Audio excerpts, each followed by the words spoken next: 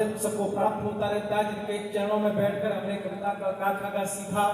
Railway के वरिष्ठ अधिकारी जिनके पिताजी यहाँ के डीजीपी भी रहे, उनसे मैं निवेदन करता हूँ कि वे माइक पढ़ाएं और हमें जब तक उनका मन हो जितनी कविताएं वे सुनाना चाहें, आनंद से हम उनको सुनकर बड़े हुए हैं, उनको सुनकर ही यह कवि सम्मेलन अपनी ऊंचाइयों पर पहुंचेगा। शिखर कलश रखने के लिए आए आप लोग एक बार जोरदार तालियां बजाएं उनके लिए। परम आदरणीय गौरव बंसल सर।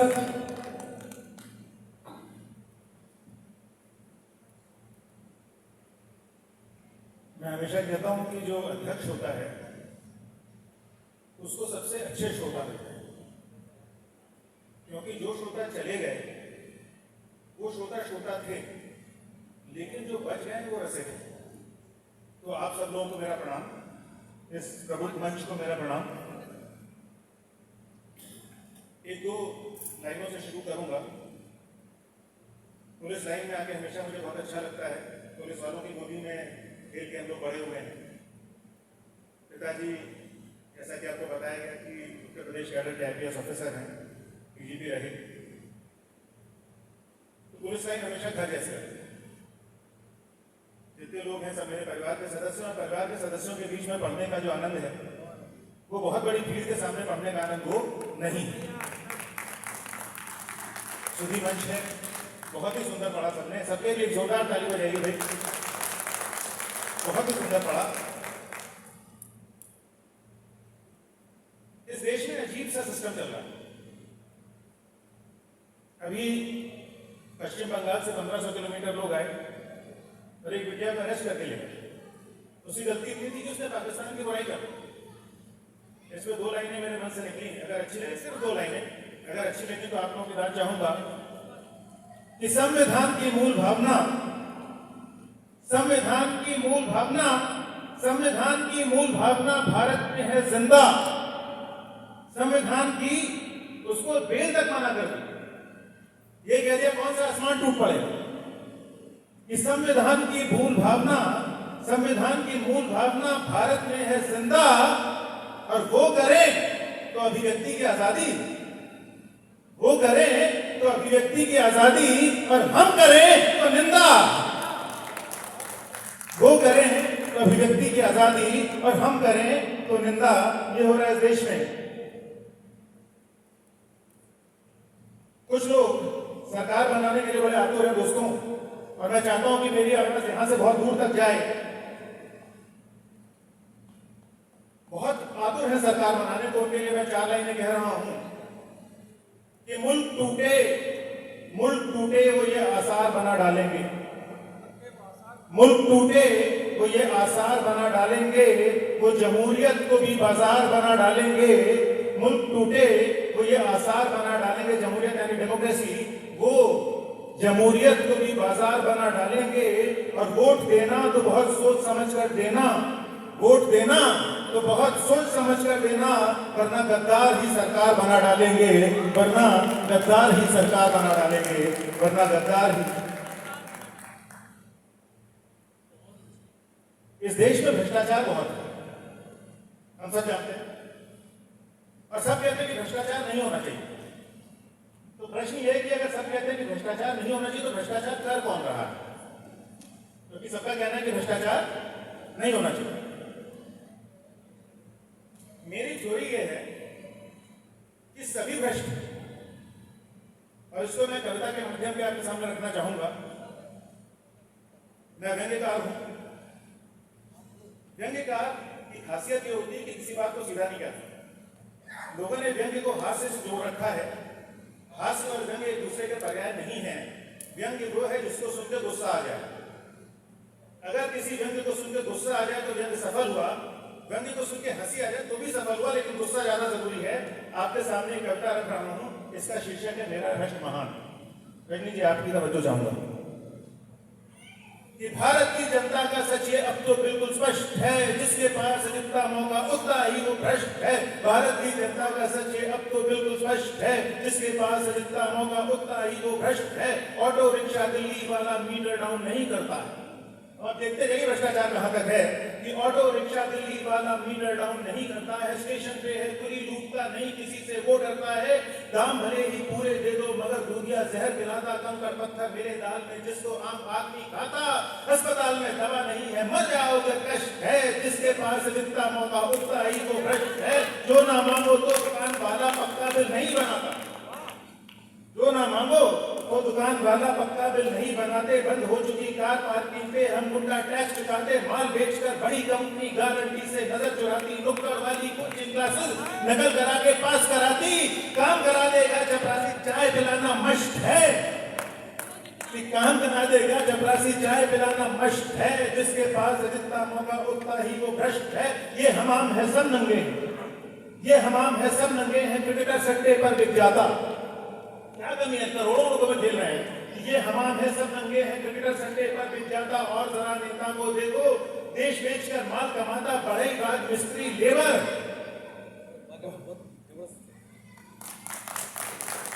बड़े राज मिस्त्री लेबर नजर बचाकर वक्त बिताते, बड़े राज मिस्त्री लेबर नजर बचाकर वक्त बिताते, और ड्राइवर 90% गाड़ी से पेट्रोल चुराते, एक करप्शन ही सिस्टम है बाकी सिस्टम नष्ट है, जिसके पास जितना मौका उतना ही तो भ्रष्ट है, ये जुगाड़ का देश है यारों, ये जुगाड़ का देश है यारों, जो भी है सब कुछ चलता है, बचपन से हर भारतवासी रोज करप्शन में ढलता है, तोड़ सके जो नियम यहाँ पर वो ही तो है बड़ा आदमी, नीली बत्ती मालिक बेबस चौराहे पर खड़ा आदमी, वर्तमान है बड़ा गर्भ में फ्यूचर भी स्पष्ट है, जिसके पास जितना मौका उतना ही वो भ्रष्ट है, भ्रष्टाचार हमारा मजहब, कौन कहता है इस देश में 3-4 धर्म है, एक धर्म है, मैं हूं हिंदू तू है मुस्लिम, मैं हूं हिंदू तू है मुस्लिम, क्या है तेरा मेरा नाता, मैं सिद्ध कर देता हूं कि मैं हूं हिंदू तू है मुस्लिम, क्या है तेरा मेरा नाता, भाई से बढ़कर है दोनों, मैं भी खाता तू भी खाता,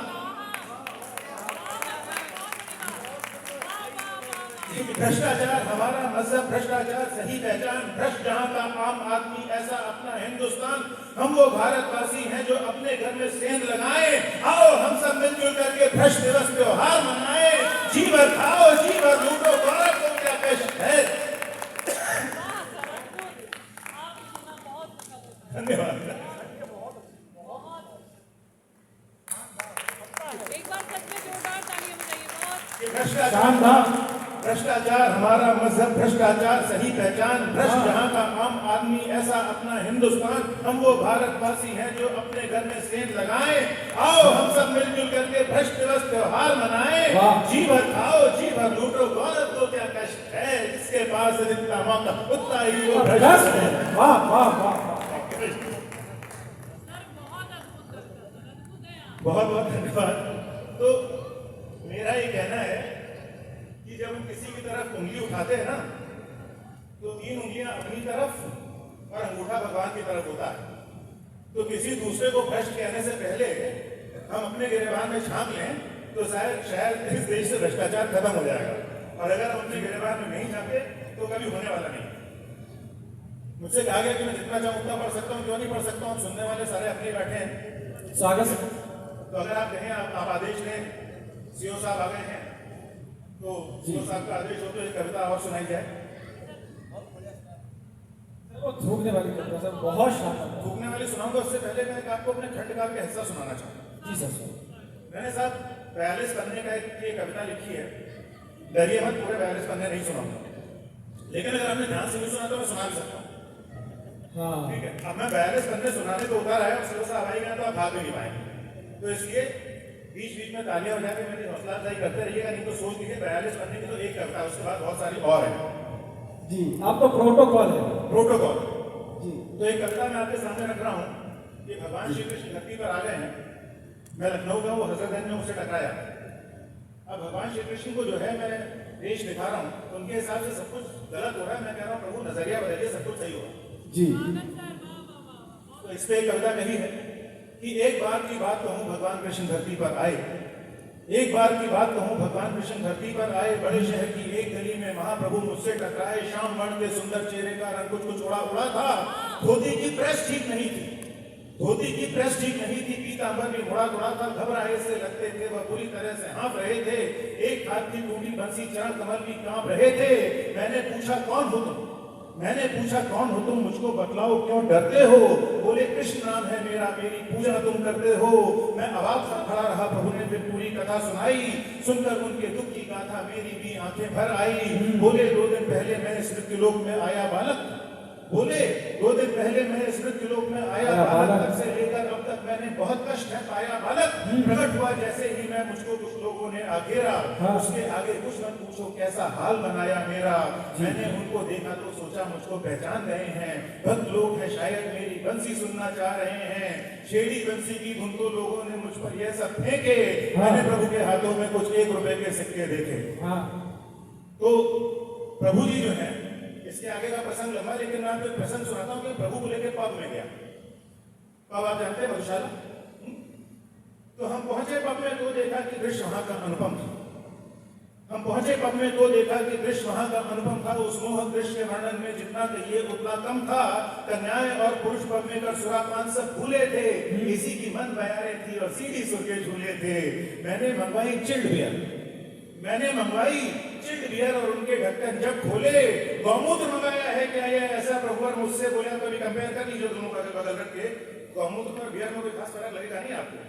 तो गौमूत्र मंगाया है क्या ये ऐसा प्रभु मुझसे बोले। गौमूत्र नहीं है बियर प्रभु, गौमूत्र नहीं है बियर प्रभु, ये जौ से निर्मित पानी है। पीढ़ी भारत की युवा आज इस पानी की दीवानी है। थोड़ी सी ट्राई करें प्रभु, थोड़ी सी ट्राई करे प्रभु, और ऐसा स्वरूप फिर छाएगा कि इसके आगे अमृत भी फिर कुछ नजर ही आएगा।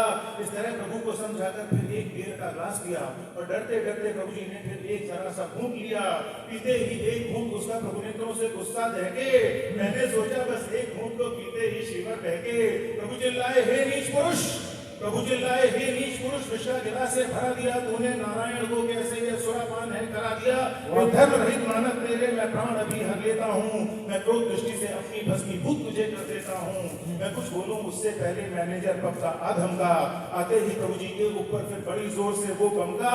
बोला जब हजम नहीं होती तो इतनी क्यों पी लेते, बोला जब हजम नहीं होती तो इतनी क्यों पी लेते हो, पी कर दंगा करते हो, शांति भंग कर देते हो। Now you get out of my pub. मुझे अंग्रेजी आती है थोड़ी बहुत कि now you get out of my pub, ये कहकर हमें निकाल दिया। मैंने सोचा प्रभु जी को मैंने कैसी स्थिति में डाल दिया। प्रभु क्रोधित थे और थे लज्जित से झुका हुआ लेकिन गर्वित, मेरी हालत तो ना पूछो, जीवित आधा और आधा मृत। मैं बोला प्रभु और धर्म तुम्ही, सच्चाई का हो मर्म तुम्ही, हम तो केवल साधन निर्धर करते हो सारे कर्म तुम्ही। प्रभु बोले बड़ा चतुर है, अब इस पर ध्यान दीजिएगा कि प्रभु की कमेंट्री है कि प्रभु बोले बड़ा चतुर है तू, या अभयदान तुझको मेरा। पर कलयुग की है दशा देखकर मुझको चिंता ने घेरा। जैसे तूने अपनी गलती को पल में मुझ पर थोप दिया, जैसे तूने अपनी गलती को पल में मुझ पर थोप दिया था। पाप किया तूने लेकिन उसका मुझको आरोप दिया। क्या इसी तरह से सभी लोग कलयुग में ऐसा करते हैं? क्या इसी तरह से सभी लोग कलयुग में ऐसा करते हैं? क्या झूठ बोलने में मानव तनिक नहीं भी डरते हैं? तो मत झूठ इसे कहिए प्रभुवर, मत झूठ इसे कहिए प्रभुवर, क्यों भावनाओं में बहते हैं। ये बड़ी जटिल विद्या है, इसको डिप्लोमेसी कहते हैं। ये बड़ी जटिल विद्या है, इसको डिप्लोमेसी कहते हैं। आपकी तालियों का बहुत बहुत धन्यवाद। एक कविता की फरमाइश हुई है,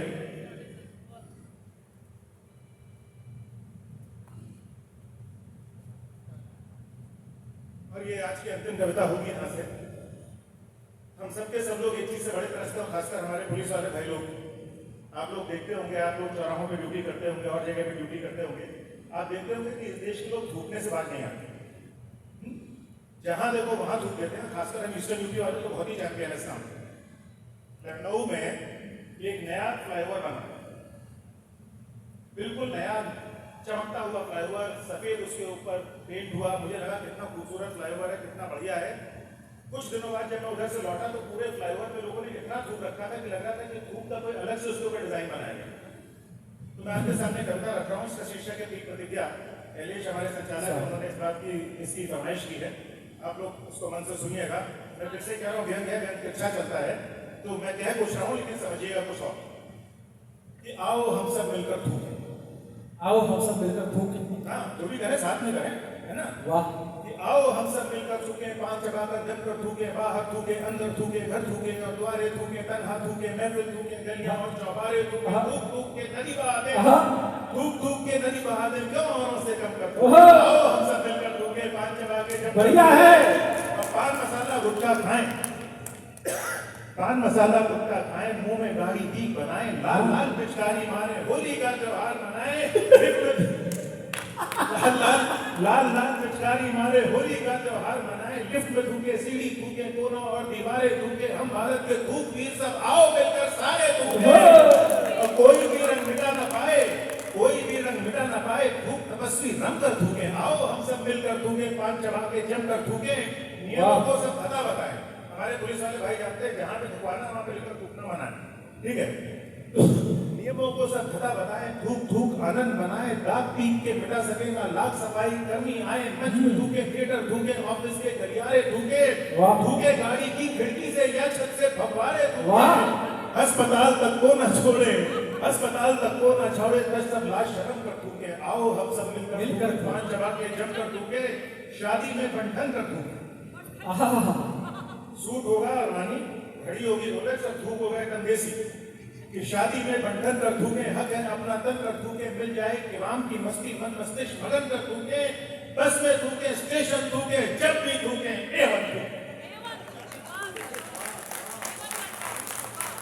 शादी में बंधन कर थूके, हक है अपना तन कर थूके, मिल जाए किराम की मस्ती मन मस्तिष्क मगन कर थूके, बस में थूके, स्टेशन थूके, जब भी थूके, एवं थूके, एयरपोर्ट के गमले भरते, ताजमहल वृंदावन थूके, मुक्त देश के मुक्त नागरिक यहाँ वहां उभर कर थूके, आओ हम सब मिलकर थूके, पान चबाकर जमकर थूके, विश्व रिकॉर्ड बनाए हम सब, विश्व रिकॉर्ड बनाए हम सब, बिल्कुल ना घबराए हम सब, तब तक थूक धर्म ना छोड़े, जब तक ना मर जाए हम सब, जनसिद्ध अधिकारी थूके, आओ बारी बारी थूके, मेहनत से जो पीक बनाई वो सारी की सारी थूके, मेहनत विश्व रिकॉर्ड बनाए हम सब, बिल्कुल ना घबराए हम सब, तब तक थूक धर्म ना छोड़े, जब तक ना मर जाए हम सब, जनसिद्ध अधिकारी थूके, आओ बारी बारी थूके, मेहनत से जो पीक बनाई वो सारी की सारी थूके, गौरव जी ये सुख क्या जाने वरना दाल गरम कर थूके, आओ हम सब मिलकर थूके, पान चबा के जमकर थूके। बहुत बढ़िया, आपकी तालियों में बहुत बहुत शुक्रिया, थोड़ी और जोर से बता के बजाते हैं, लेकिन पूरा गट्ठा लेके आया, बहुत अच्छे। प्रशासन में धमकी हमेशा काम कर जाती है, कविता काम करे ना करे। आप लोगों ने बड़े मन से सुना, आपका बहुत बहुत धन्यवाद। इस कविता को सुनाने के बाद मैं हमेशा कहता हूं कि ये कविता माननीय प्रधानमंत्री जी के स्वच्छ भारत मिशन को समर्पित है, उनके अभियान को समर्पित है, और मेरा आप लोगों से कहना है कि अगर आप में से कोई ये पान मसाले गुटखे का व्यसन कर रहा है या इसकी लत लग गई है तो इसको छोड़ा जा सकता है। इसको छोड़ दीजिए, बड़ी खतरनाक चीज है, देश के लिए भी, आपके स्वास्थ्य के लिए भी और सोसाइटी के लिए। बहुत बहुत धन्यवाद, बहुत बहुत शुक्रिया। सर ने बहुत अच्छा संदेश दिया, लेकिन सर क्या हो जब तीन तीन पद्मश्री कहते हैं कि दाने दाने में केसर का स्वाद तो कैसे छोड़ दें, फिर तो थूके थूके।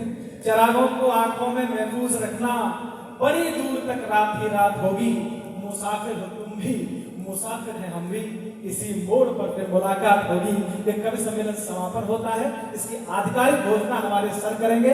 आरआई सर से निवेदन है, हमारे सर से निवेदन है कि कृपया मंच पर पधारें, तो शब्द कहें और आधिकारिक रूप से इस कवि सम्मेलन का समापन करें। आप लोग आदरणीय सर के लिए एक बार जोरदार तालियां बजाइए। उत्तराखंड के गौरव, हरिद्वार के गौरव, पुलिस की सेवाओं में श्रेष्ठतम कार्य करने वाले हम सब की यही प्रार्थना है कवियों की कि वे पुलिस सेवा के सबसे उच्च पद पर आसीन हों और इस देश को, इस प्रदेश को भ्रष्टाचार से मुक्त बनाएं, अपराधियों से मुक्त बनाएं। एक बार हमारे आदरणीय सर के लिए जोरदार तालियां।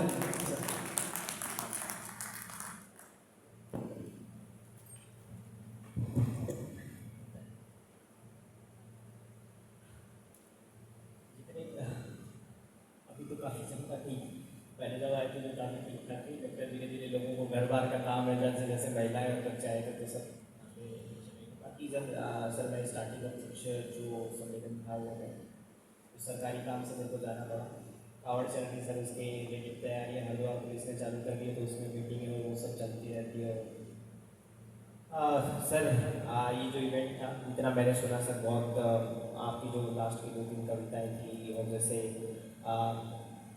अमन भाई का भी जो वीर राज से बना हुआ जो था संदेश था वो सुना था। और आपका तो जो अवस्थी जी का है वो तो मैं लगातार सुन ही रहा हूँ। तो हास्य कवि जिस हिसाब से आप चीज़ों को बोलते हैं, बोलने का तरीका भी बहुत आपका दिल से है और लाइटली बोल देते हैं बड़ी बड़ी चीज़ों को सर। यही मेरे ख्याल से जो कवि की ताकत होती है और किसी कलाकार की ताकत होती है कि वो कैसे गंभीर से गंभीर मुद्दे को भी कितनी सहजता से लोगों के समक्ष जो उनके यहाँ पे मौजूद होती है ऑडियंस को बता सकता है कि उनको समझ भी आ जाए, मैसेज भी चला जाए और कोई ऑफेंड भी ना हो। ये आपको बता भी दिया गया है कि आपने कमियाँ क्या और क्या